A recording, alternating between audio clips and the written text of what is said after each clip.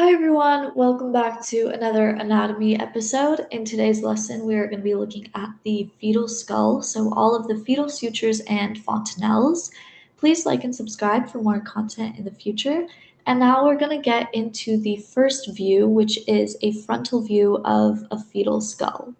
So if we look at this line that is running down the center of the fetus skull along the forehead of the fetus, then that would be considered the frontal suture.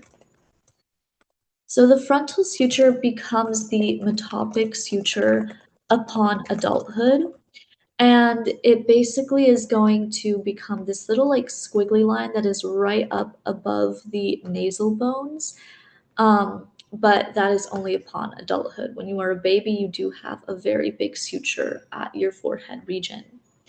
Then the next suture is going to be running along the center of the head. This is your coronal suture. Again, if you imagine that you have kind of like a crown placed upon your head, that would be the location where it is sat. And then finally, there is this suture that is going to run along the whole back of your head, and that is your sagittal suture. You can see it better in other views that we are going to look at, but just know that it does kind of start at the top of your head. Next, there is one fontanelle that is present over here. It is going to be where all of these sutures meet. Fontanelles are usually placed in between all of the sutures, and it is going to be this soft patch of cartilage to allow the skull to be able to kind of like mesh and just move around a little bit, because when you're going through the birth canal, you want some space to be able to kind of like let the baby go through. So if the skull is able to become more compact, then it has more space. So again, this is your frontal or anterior fontanelle. And again, it's just a soft patch. And upon adulthood, then it's going to become bone, and that is typically your wormian bones. All right, next we're going to look at this side view.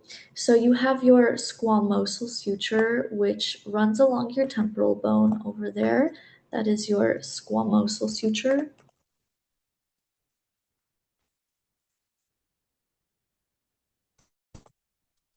All right, and then next you have two fontanelles that are going to be on each side of the squamosal suture. So this one over here, this is going to be your sphenoidal fontanelle, right over here.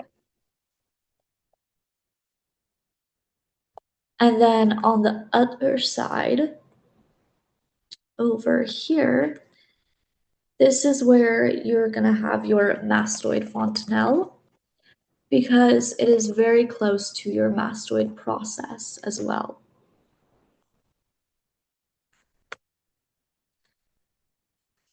Mastoid. All right, now we're going to look at this back view. So these two lines coming down the sides over here, these are your lambdoidal sutures.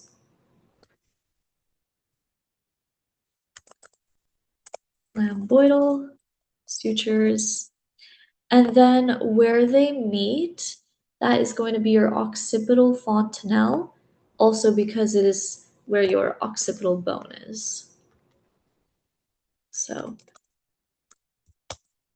occipital fontanelle. And then I was saying that you're going to be able to see the sagittal suture better on some of the views. This is a view where you can really see it nice and defined over here, this line running vertically, that is your sagittal suture.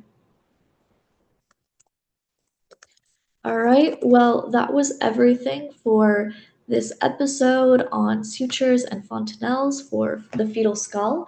I hope you guys found it helpful. Please like, comment, and subscribe.